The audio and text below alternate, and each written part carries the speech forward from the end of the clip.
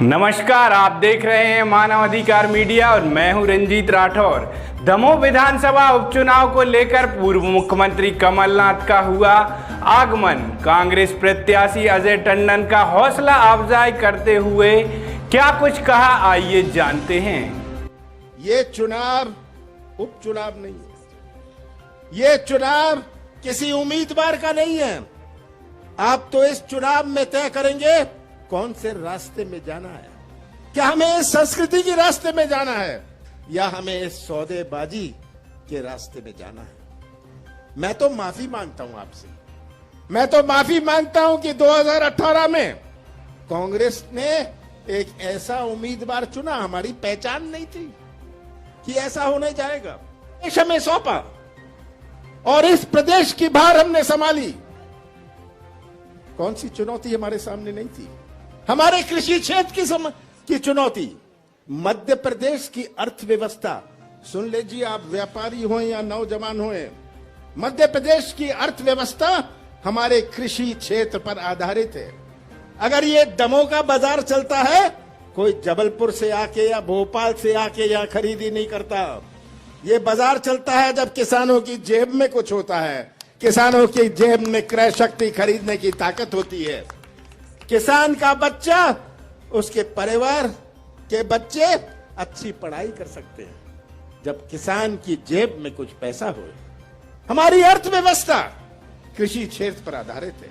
सबसे बड़ी चुनौती थी हमारी, ऐसी चुनौती थी किसान का जन्म कर्जे में, किसान की मृत्यु कर्जे में। और नौजवानों, आज का नौजवान की अपनी सोच है। हमारे बुजुर्गों की दुनिया तो कुछ और थी। अजय, याद रखना, तेरी दुनिया और तेरे बेटे की दुनिया में बहुत अंतर है। आज का नौजवान तो इंटरनेट से जुड़ा है। आज का नौजवान जो आप उसे ज्ञान देते थे, ये आपको ज्ञान देने के लिए तैयार है। पर आज का भटकता हुआ नौजवान, जिसके सामने कोई उपाय नहीं, आज का नौजवान जो मध्य प्रदेश का निर्माण करेगा, भविष्य में हमारे देश का निर्माण करेगा, उसका क्या भविष्य सुरक्षित कैसे रखे। यह चुनौती थी कि हमारे नौजवानों को व्यवसाय का मौका कैसे मिले, हमारे नौजवान को रोजगार का मौका कैसे मिले, हमारे प्रदेश में निवेश कैसे आए। यह चुनौती थी। कोई मंदिर या मस्जिद में जाके रोजगार नहीं बनने वाला, ये तो निवेश आएगा। अगर योजनाएं आएंगी, आर्थिक गतिविधि बनेगी। ये सड़क बनती है, ये ओवरब्रिज बनता है, ये तो बन जाता है, आवागमन की सुविधा हो जाती है, पर इससे मजदूरी भी तो मिलती है, इससे किसी की गाड़ी चलती है, किसी का ट्रैक्टर चलता है, इससे आर्थिक गतिविधि बनती है। तो ये चुनौती थी कि हम नौजवानों का भविष्य, यही नौजवान जो हमारा भविष्य है, इनका भविष्य कैसे सुरक्षित रहे। इस भार के साथ हमने प्रदेश संभाला। किसानों के कर्जा माफ की नीति बनाई।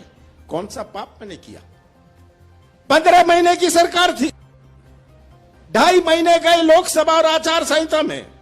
एक महीना तो क्या सौदेबाजी में। मैं भी सौदेबाजी कर सकता था, मैं तो मुख्यमंत्री था, पर मैं मध्य प्रदेश की पहचान सौदेबाजी से नहीं करना चाहता था। मध्य प्रदेश की पहचान यह सौदेबाजी की राजनीति से नहीं होनी चाहिए। कैसे कलंकित किया, आज दमोह को कलंकित किया, दमोह को कलंकित किया, हमारे बुंदेलखंड को कलंकित किया कि पहचान बनेगी। यहां तो जी सब सौदा कर लेते हैं, और यही चुनाव का असली मुद्दा है। हमने 15 महीनों में, जिसमें से 11 महीने काम के थे, एक नई पहचान मध्य प्रदेश की बने, एक नई पहचान मध्य प्रदेश की बने। विश्वास होए, आप भी उस दुकान में जाते हैं जब विश्वास होता है।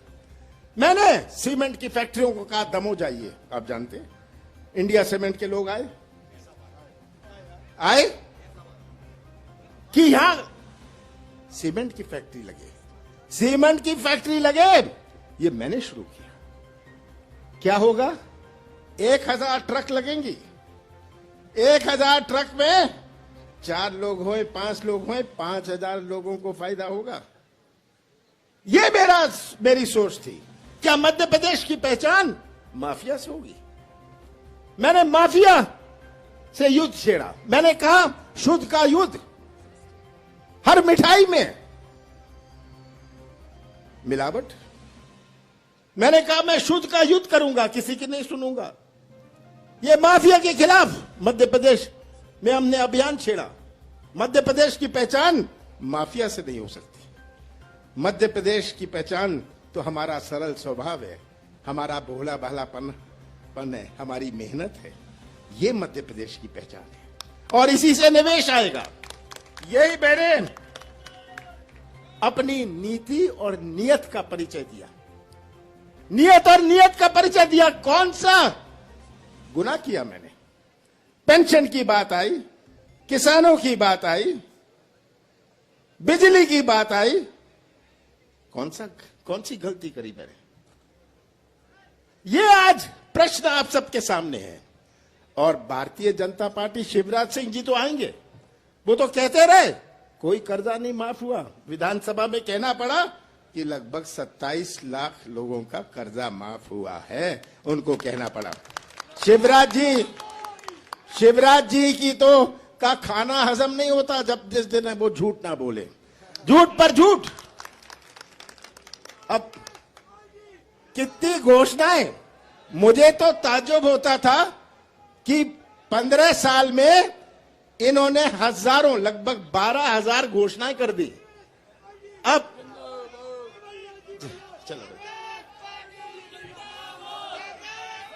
चलो बंद करिए। मुंह चलाने में और प्रदेश चलाने में अंतर तो होता है ना। तो शिवराज जी आप गुमराह, ये कलाकारी की राजनीति। मोदी जी को देखिए, याद है प्रधानमंत्री बनना चाहते थे, 2 करोड़ नौजवानों को रोजगार मिलेगा 2014 के चुनाव में, याद है ना?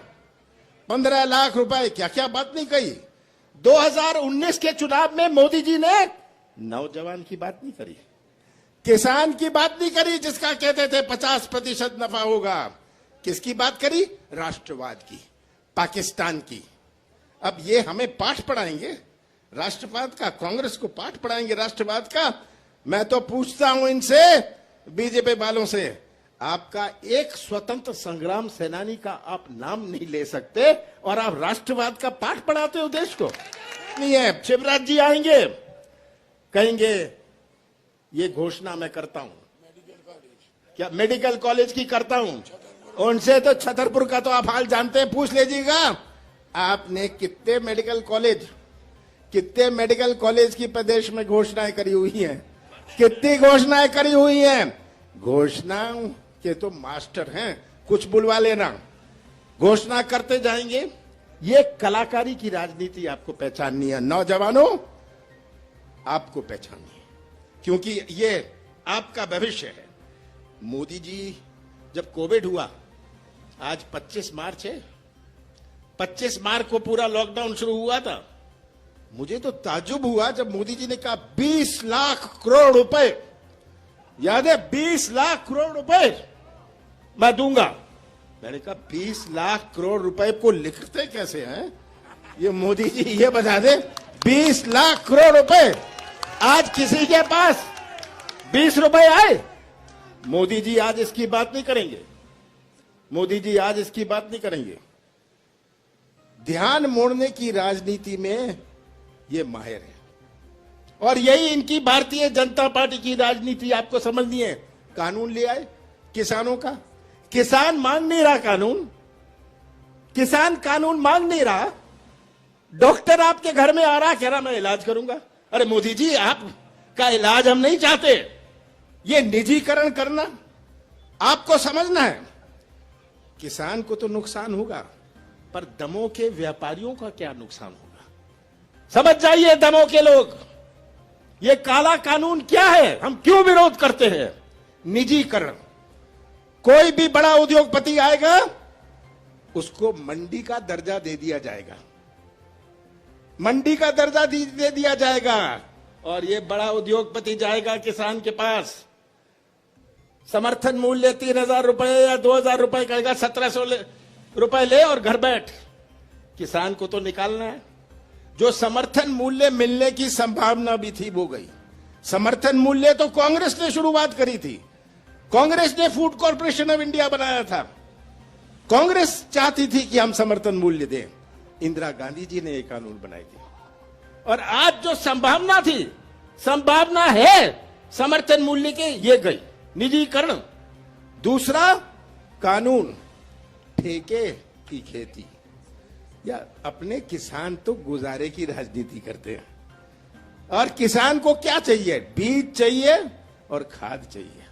बीज और खाद तो उद्योगपति ले जाएंगे, कहेंगे भाई बोनी का समय आ गया, क्या बीज और खाद है? किसान कहेगा नहीं है, कहेगा करो मेरी मजदूरी, ये ठेके की राजनीति ठेके की खेती कर लो। ये दूसरा कानून है, बंधुआ बन जाएगा। तीसरा कानून है, पहले तो स्टॉक लिमिट होता था, कोई बड़े बड़े व्यापारी उद्योगपति इससे ज्यादा माल इकट्ठा नहीं कर सकते, स्टॉक नहीं कर सकते। अब छूट, दमों में आएंगे, खरीद लेंगे, जब बाजार में कमी पड़ेगी बेच देंगे। ये 3 कानून है।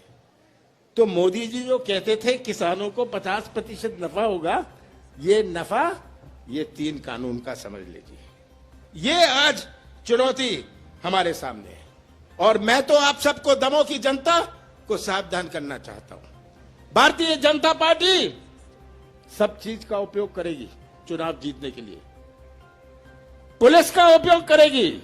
मैं तो पुलिस को कहता हूं, आप अपनी वर्दी की इज्जत करना, अपनी वर्दी की इज्जत करना। प्रजातंत्र से खिलवाड़ मत करना, अपनी वर्दी की इज्जत करना।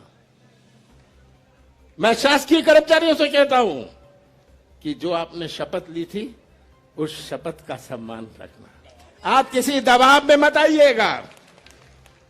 सब याद रखें कि आज के बाद कल भी आता है, कल के बाद परसों भी आता है, और